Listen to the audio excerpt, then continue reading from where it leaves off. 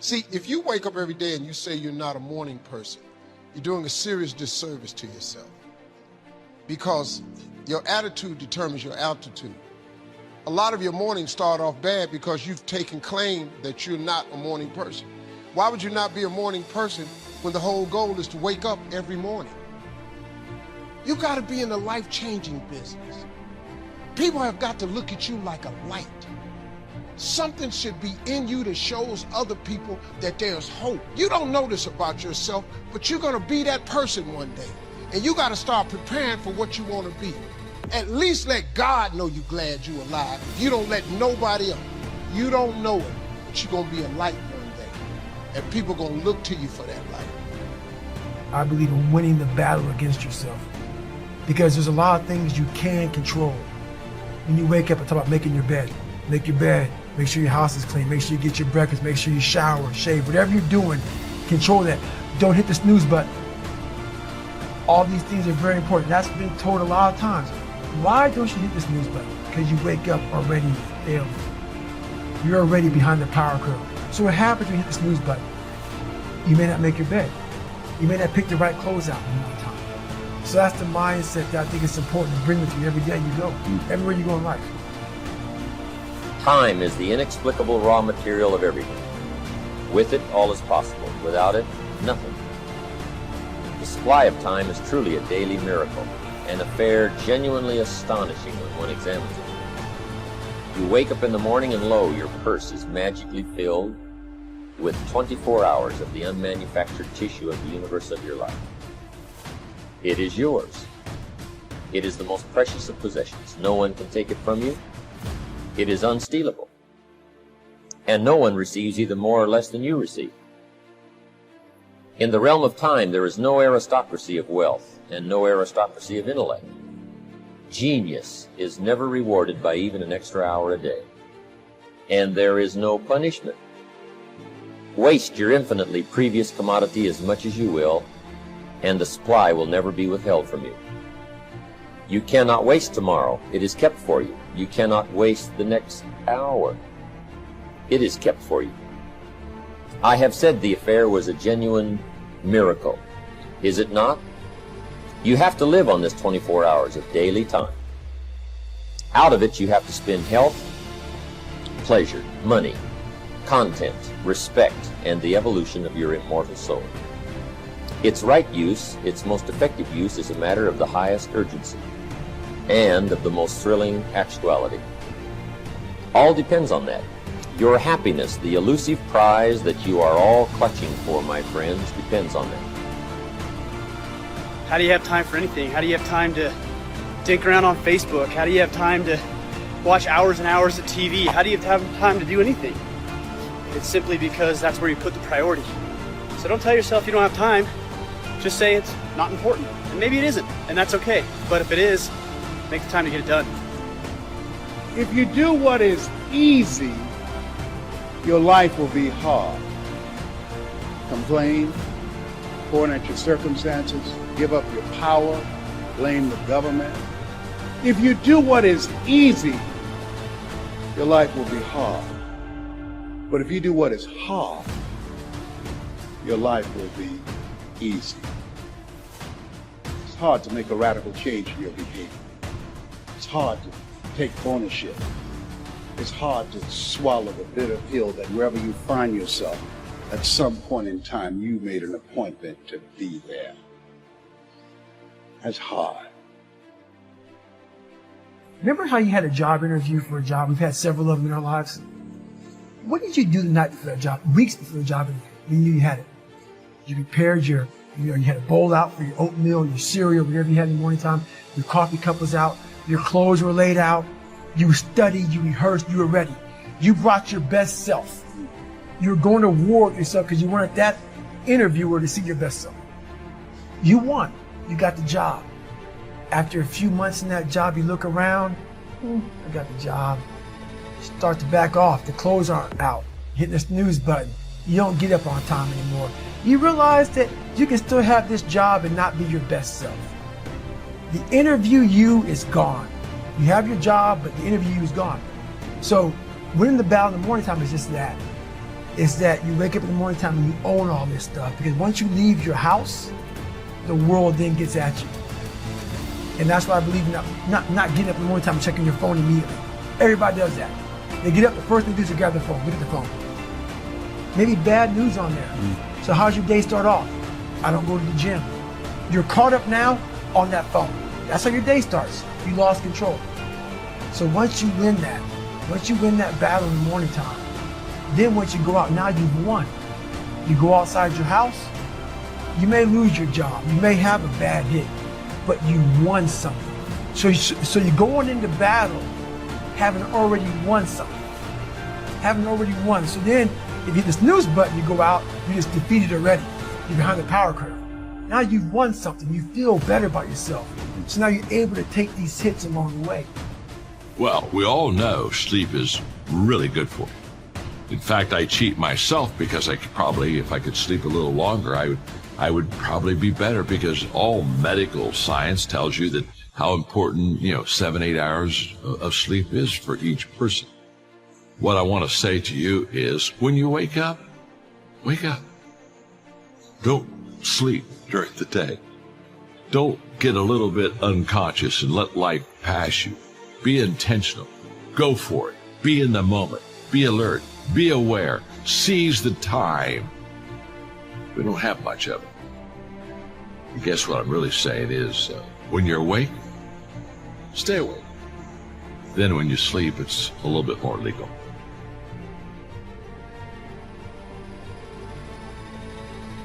If one cannot arrange that an income of 24 hours shall exactly cover all proper items of expenditure, one does muddle one's whole life indefinitely. We shall never have any more time. We have, and we have always had, all the time there is. It's not that difficult to get something started. You run it for a while, and after a while it starts running you. That's part of the challenge. I told my staff one day, giving birth to a tiger is one thing, learning how to ride it is something else, right? Sometimes you start it and then it turns around and starts giving you all kinds of trouble. If you're working already 8-10 hours a day, that's about it. You just can't work much more than that. Bursts at a time, you can work 12, 14, 16, right? I'm sure we've all learned to do that, put in the extra time. But after a while, you pretty well have to put your life in balance, or your health is in jeopardy, and your heart's in jeopardy, your blood pressure is in jeopardy, a lot of things, if you don't stay in balance. So you don't have to put in any more hours, probably. All you have to do is just make better use of the hours. A cliche we've all heard. It's not the hours you put in, it's what you put in the hours that counts. It's an urge. Truth be told, every champion has felt it. Every president has felt it. Every king has felt it. Every lion has felt it. Every winner has felt it. Every soldier has felt it. Every victorious person has felt it. The urge to quit. Don't you give up on your dream.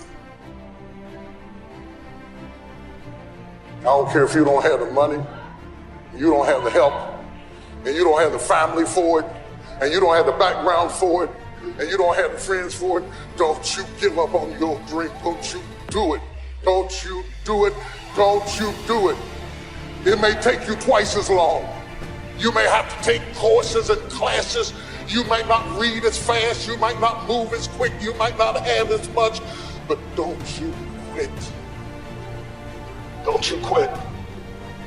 Don't you quit. You do make a difference. You do make a difference. You do make a difference.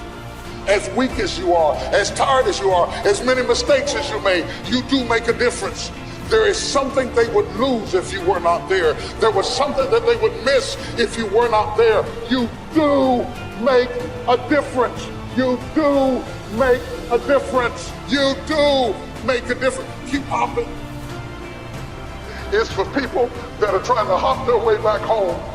Come hell or high water, doing the best they can with what they got. That's who we are, doing the best we can with what we got. And we may not break any ribbons and we may not get any trophies, but if we can learn how to hang on in there, we'll be all right.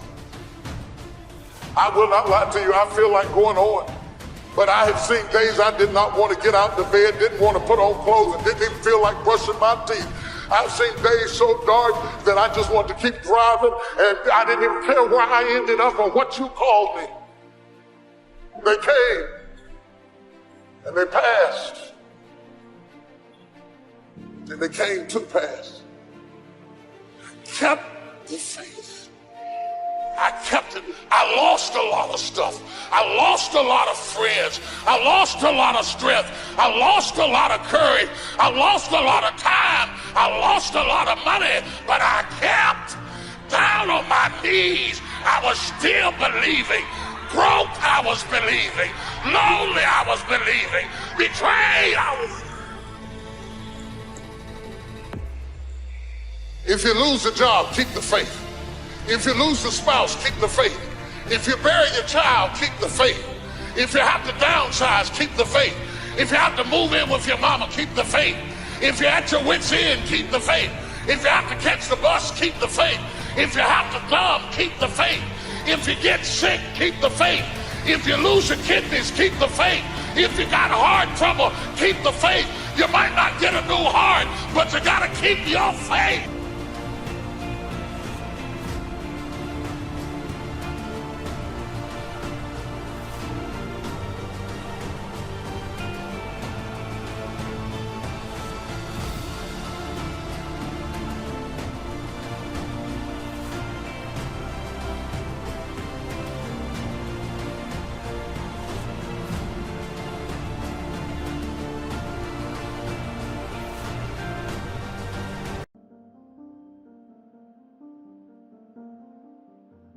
What is freedom of speech?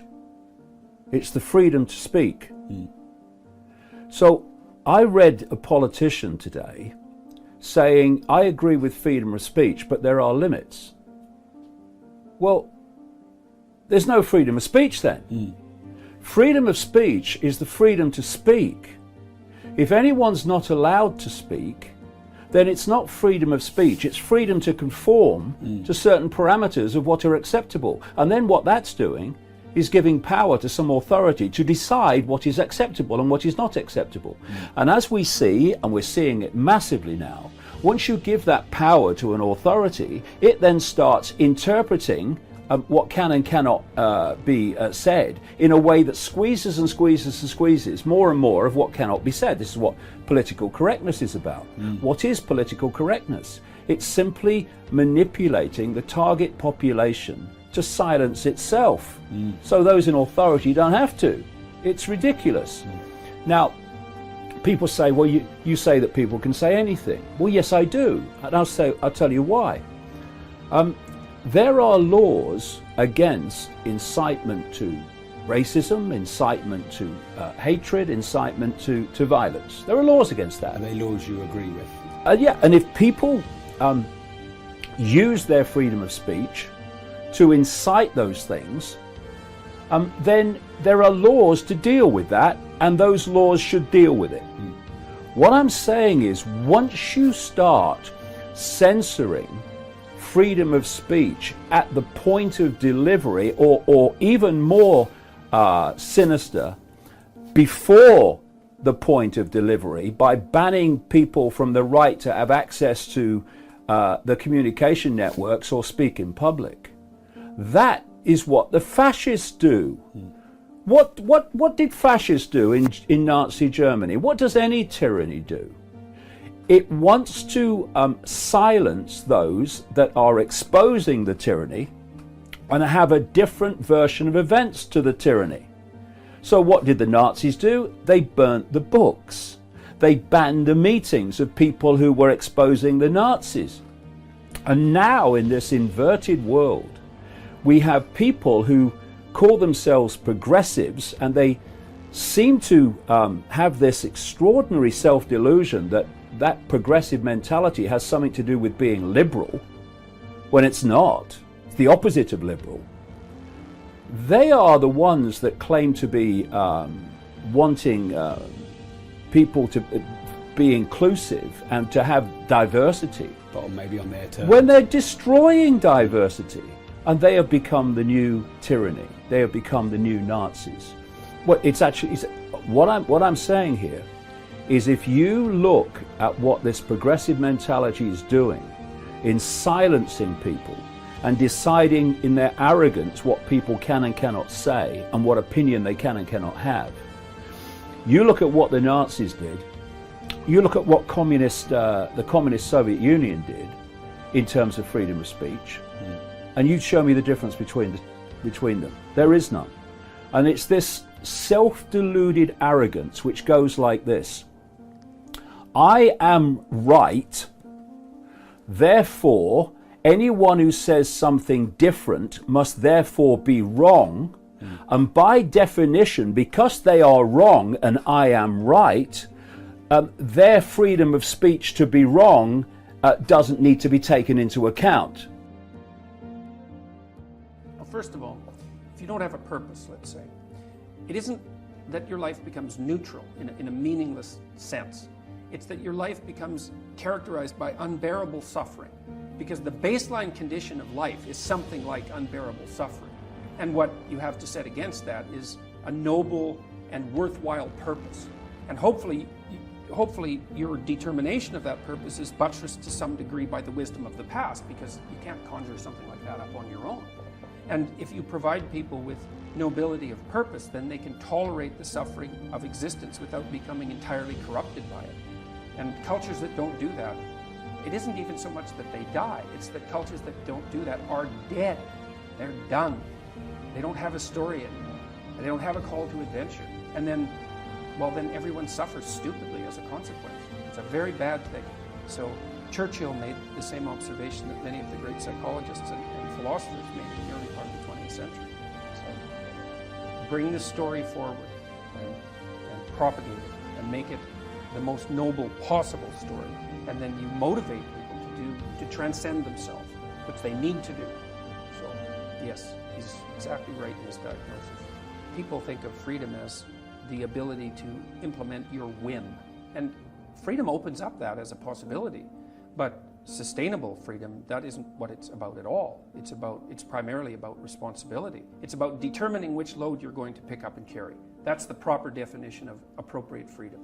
It's not dim gratification of instantaneous impulse. It's self-evident that that doesn't work. 2-year-olds do that.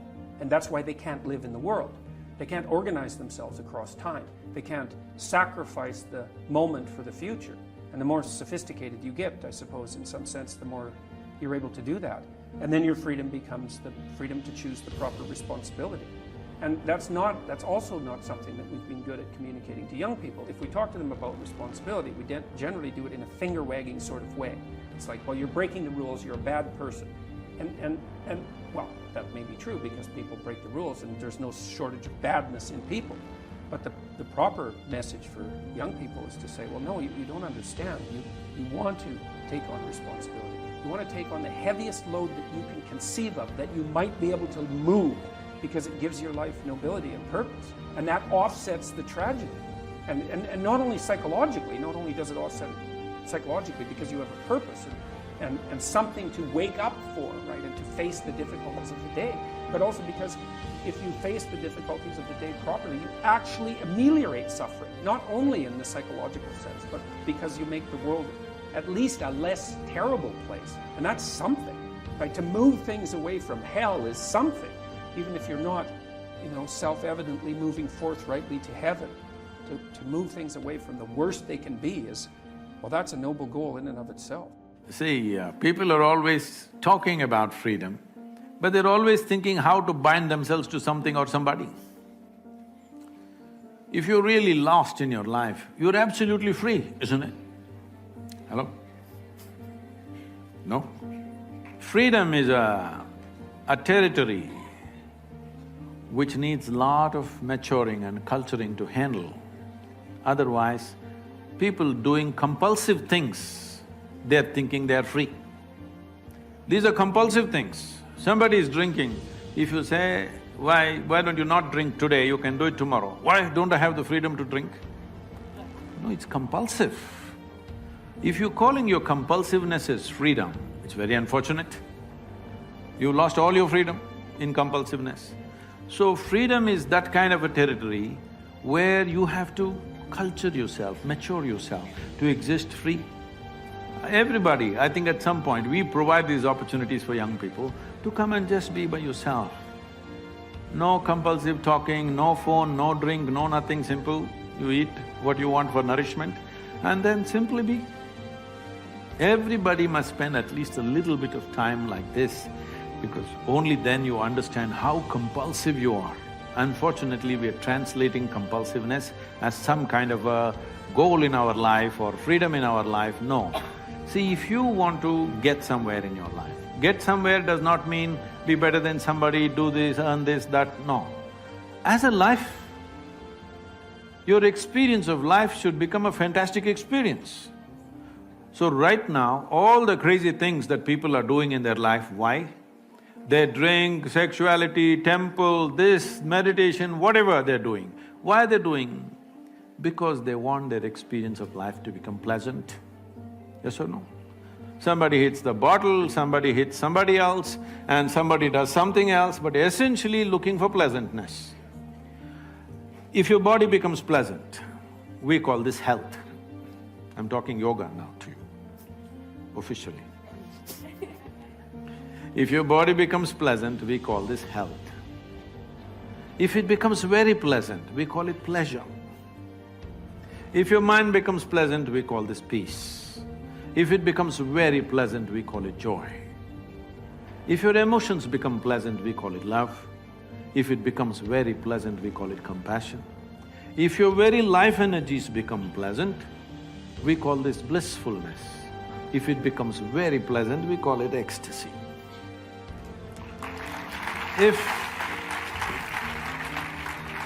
If your surroundings become pleasant, we call this success. Only for this last one, to make our surroundings pleasant, we need the cooperation of many forces around us. Many things have to fall into place. But to keep your body pleasant, mind pleasant, emotion pleasant, your life energies pleasant, it's 100% your business, not good for the business.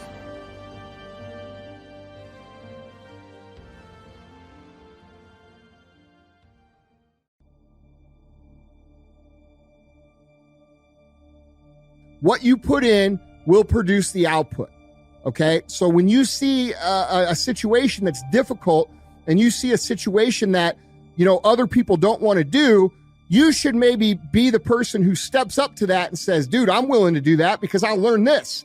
I'm willing to take on that because I'm willing to get this skill. I'm going to endure this adversity because I know it's going to make me stronger, all right? So look at these as an opportunity for you to grow, as opposed to something that you should run away from because it's going to be difficult.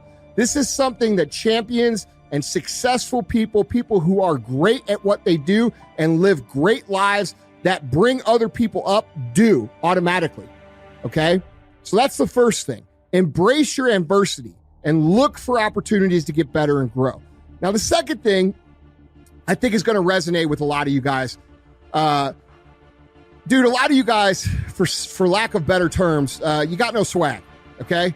And what I mean by that is this. It's not that you don't, it's that you're too afraid to show it, all right? You let people humble you to death. What does that mean? You guys all know what that means.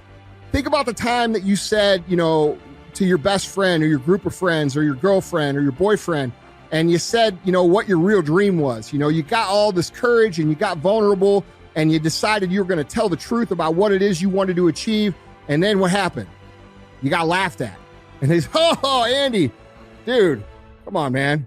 Like, what are you really going to do? Or when you start making progress, like a lot of you guys, in your fitness journey, you see you start to make progress and you have people kind of hate on it passively, right? Oh, you're getting all serious about that health junk now. Well, yeah, no shit, motherfucker, because it's important. Or you start to have a little success in your business and people start telling you, oh, Andy thinks he's hot shit now, blah, blah, blah. Okay, these are what I'm talking about. You guys allow a lot of the people that you connect with and you allow in your life to pull you down because you feel obligated to hearing their opinion or listening to them because of the context of the relationship. Maybe it's your brother, maybe it's your friend from high school, maybe it's your girlfriend, maybe it's your boyfriend, maybe it's your mom, maybe it's your dad, right? And we all love these people, and these people mean well most of the time. And what they don't understand is when they criticize us for having a little success or laugh at our dreams, what does that make us do? It makes us pull back. It makes us get more conservative. It makes us not say what we want. And I can promise you, if you can't say what you want, you'll never achieve what you want. All right? It'll never happen. So you guys have to understand that it is okay to believe in yourself. It is okay to say, I'm going to do this. It is okay to celebrate your successes. Winning in life in any area is a great thing. Victoria and I were in another city walking through a park, and it was full of these huge cactus plants. They stood over 30 feet tall, all kinds of incredible shapes. I was amazed at not only how beautiful they were, but how big they were. As we continued through the park, enjoying all the sights, we came to a group of cactus that looked the same type as the large cactus, but they were only about my height. I went over to them and looked closer, trying to figure out why they were so much shorter. I said to Victoria, they must be a different kind. She looked up and said, no, Joel, it's that tree. There was this large oak tree, and its branches were keeping the sun from hitting these cactus. What's interesting is they have the same potential as the cactus that were 30 feet tall. They're in the same soil, same climate, same weather conditions. The only difference was something was blocking their growth. Because they're constantly in the shade, they're only a fraction of what they were created to be. And I wonder if something is blocking your growth. Are you under the shade of what someone spoke over you, told you what you couldn't do, how you're not that talented? Now that shade is limiting your life. Are you under the shade of intimidation, afraid to step out in faith, thinking of all the things that could go wrong? Do you have friends that are blocking your growth, causing you to compromise, do things that are holding you back? What could you become if you got out from under that shade? How high could you go if you made some adjustments? The good news is the potential is still in you. You can still become who you were created to be. You just have to get out from under that shade. Remove what's blocking your growth and you'll begin to blossom. You'll go to new levels. There's nothing wrong with you. You have the life of Almighty God in you. He created you to rise higher, to be successful, confident, to leave your mark. I was talking to a man and he was so down on himself because of past mistakes. He went on and on telling me everything he had done wrong. He was so focused on his past that it was poisoning his future. You may have made mistakes. We all have. But don't let guilt stunt your growth. Come out from under that shade. Quit thinking about all the things you've done wrong, living in regrets, thinking you've seen your best days. When you live guilty, you're in agreement with the enemy. He's called the accuser. He'll remind you of every mistake you've made for the last 20 years. He'd love for you to go through life feeling wrong about yourself. What he's trying to do is stunt your growth. He'll do his best to keep you in the shade. He knows your potential. He knows you were created to soar. That's why he works overtime trying to make us feel guilty, whispering, you don't measure up. You failed again. You blew your diet. You didn't spend enough time with your children. There's always some reason to be down on ourselves. You have to put your foot down and say, no thanks, I'm not living under that shade. I know I'm forgiven, I'm redeemed, my past is over, my present is secure, my future is bright. Can you be committed to the process of what you're doing without being emotionally attached to the results of what you're doing? Can you be committed to the process of what you're doing without being emotionally attached to the results of what you're doing? In other words, if you don't get what you thought you was going to get, will you still be the same individual? If the situation don't turn out the way you thought it would turn out, will you still be the same individual? The quote says it, You judge the character of a man not by where he stands in times of comfort and convenience. You judge the character of a man by where he stands in times of challenge and controversy. Like, I don't care what a cat do when everything goes right. I don't. Because everybody knows to smile. Everybody gonna celebrate when you win a game. Everybody gonna be in your corner and talking about how great you are. But when the opposition happens, when it gets hot, right? When cats don't want it and don't want to be a part of it. When things start going south and a cat jumps on your head and you're like, man, it's not what I thought it was. Right? The crazy thing about it is most cats remind me of one of my freshman roommates when we first got our Pell Grant check. Right? And I'll never forget, I got $2,500 and he got close to $4,000.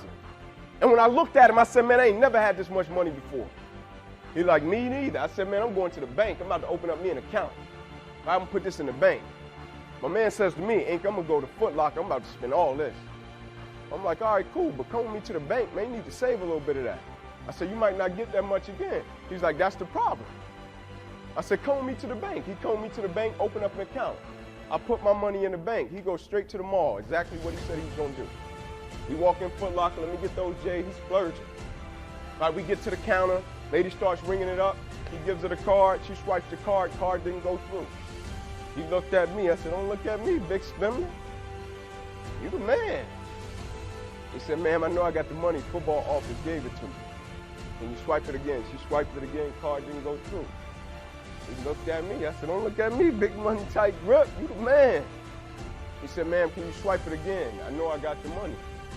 She swiped it, didn't go through. She handed him the card back, and I'll never forget, she said to him, sir, you haven't even pulled a strip off the back of the card to activate the card. She said, you got the money. She said, but you haven't even called to activate it. And when you look at some young cats, you're like, man, you could be great. But you haven't even pulled a strip off to activate it. Like, you can operate in a level of excellence in everything you do, but you haven't even pulled a strip off to activate it. Right? You're living on reserve, and most cats live on reserve. And what I mean by living on reserve, most cats do things in such a way to where when they get to a certain point, their heart is like a Cadillac converter in a car. Right? You know what a Cadillac converter is? It's when you're in a certain car and you try to push it to the limit, and when it gets to the limit, the car says, And every time you try to mash it, the car, because it hasn't been to that point before, and that's the heart of most cats. When they get to a certain point that they haven't been to before, they retreat.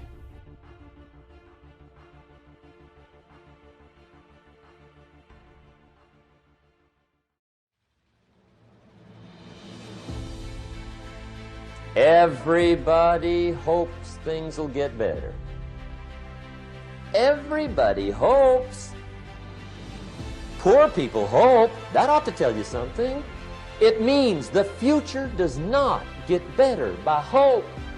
It gets better by plan. I used to have the affliction called passive hope. It's an affliction. It's bad. Probably what's even worse than that is happy hope. Now that is really bad. That's bad. Happy hope. The guy's 50 and he's broke and he's still smiling. So get serious about your goals, put them on paper, write them down. There's all kinds, his goals, her goals, their goals. Business goals, financial independence goals, family goals. I mean, there's so many things to work on this that if you don't get busy and work on it, sure enough, the time will pass. And sure enough, 5 years from now, you'll wind up where you don't want to be, wearing what you don't want to wear, driving what you don't want to drive, being what you don't want to be. Now's the time to fix it. And here's one of the important phrases of the evening.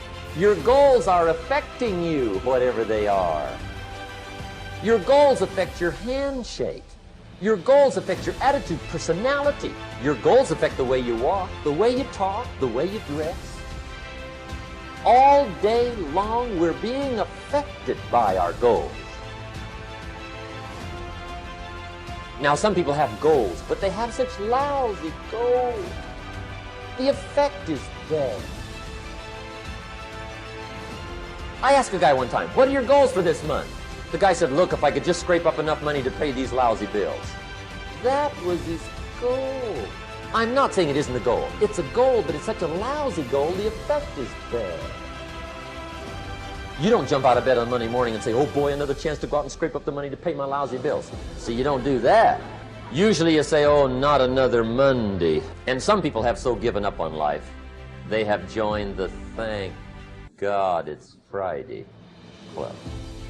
How sad. Surely those are the same people, when life is over for them, will say, thank God it's over. Let me just quickly give you a list of 4 emotions that can change your life in one day. Emotions are powerful.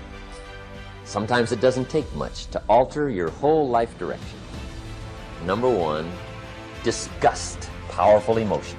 Disgust says, I have had it. See, that could be the day. The day you can say, I've had it.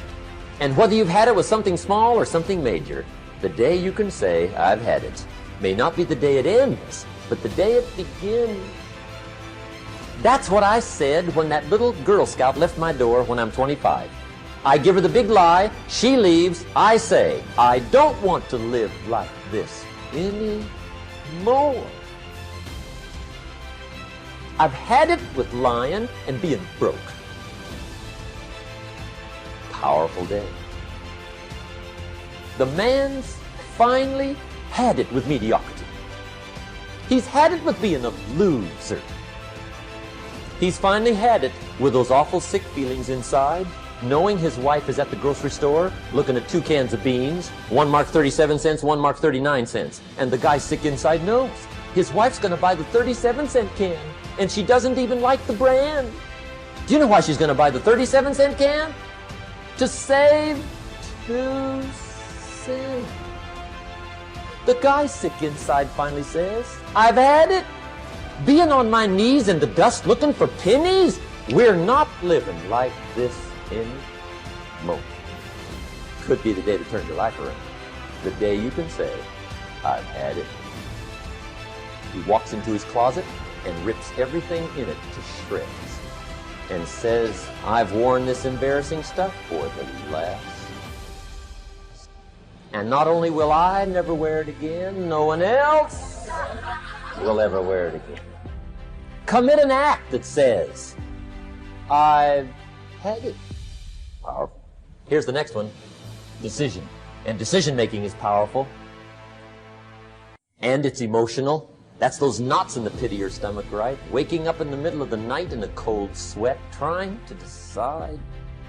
We sometimes call it inner civil war. What shall I do? Well, for progress, you must decide. The best advice I can give you came from a wealthy friend of mine who said, if it's easy, do it easy. If it's hard, do it hard. Just get it done. If you went home tonight and in the next few days cleaned up a whole list of decisions, that might furnish enough inspiration for the next 10 years. I found this out many times after you've decided. Getting on with it is easier than deciding. Sometimes decision is the toughest part. Here's the next emotion, desire, wanting to bad enough. And I don't know how to tell you to want to. That's something you've got to come up with. There's 2 things I know about desire. Number 1, it comes from inside, not outside. You don't send off for it. Number 2, I know desire can be triggered by something. Who knows what it might be? Sometimes desire waits and sleeps for something to happen. Maybe it's a book, maybe it's a song, maybe it's a sermon, maybe it's a lecture, a seminar, maybe it's the conversation of a friend, a happening, an event. Who knows? The best advice I can give you is what I give my staff. It goes like this: welcome every human experience. You never know which one is going to turn it all on. Even the bad experience. Sometimes from the bitterest experience comes the greatest awakening. So let down the barriers, take down the walls. The same wall that keeps out disappointment keeps out happiness. Let life touch you. Don't let it kill you, but let it touch you. Here's the last one. This one's powerful. Resolve. Resolve says I will. 2 of the most powerful words in the language. I will. Benjamin Disraeli once said, nothing can resist a human will. that will stake even its existence on the extent of its purpose. Shortly put, I'll do it or die. See, that's powerful. That could be the day that turns your life around. The world has a strange way of stepping aside when somebody says, I'll do it or die. The man says, I will climb the mountain. They've told me it's too high, it's too far, it's too rocky, it's too difficult, it's never been done before, but it's my mountain, I will climb it. Pretty soon you'll see me waving from the top. Or dead on the side, because I ain't coming back.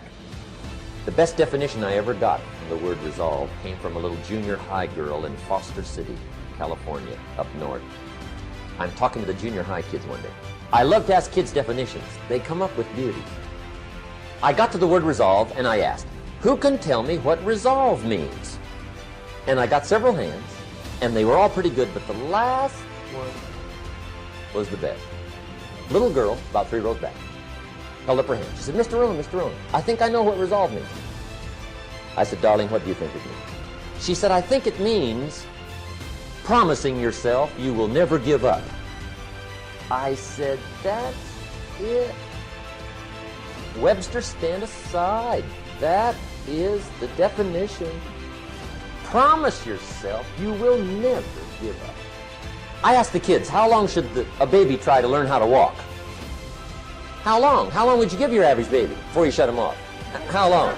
See, any mother in the world would say, you're crazy. My baby's going to keep trying until it learns how to walk. What a magic formula. Now let me show you what triggers all emotions into activity that brings results. And results is the name of the game. Here it is. Action. Finally, you must do something about how you feel. Jesus, the master teacher, said, don't just be listeners, be doers. The world admires the doers. And some of you are not successful because every single time you run up against a trial, every time you run up against a tribulation, you stop and you cut off beast mode. And what I'm here to tell you is, if you tell that thing, I'm here just like you here, and I promise you, I ain't leaving without the degree. I ain't leaving without, I will not leave without that goal. I will not leave without that dream. I will not leave this university until I'm successful. I will not leave this job. I will not leave this client. I will not leave this opportunity until I get it. I invested too much. I invested too much to quit. I made too many sacrifices to give up. There's no way I'm not going to be successful because my motives are pure. There's nothing that can stop me because my motives are pure. And the purer your motives are, that you guarantee yourself success. When you're doing stuff for yourself, you can't guarantee it's going to blow up. If dreams were easy, everybody would make them happen. The problem is that most people, I watch most people, they can't get up in the morning. They ain't got no energy. I'm walking through the airport running almost. Most people that I'm with, they don't got the energy to keep up with me. I'm like, boo, ain't nothing wrong with you. You just ain't got the stamina. You just ain't got the energy. You can't smart everything. You can't outthink everything. Some stuff is just, you gotta be powerful. It's just some stuff that you gotta have stamina for. You just too slow. It just take you too long. You wake up, take you 3 weeks to do what it can take 24 hours to do. It don't make you a bad person, but you're going to forever be average because to be great, you got to keep up.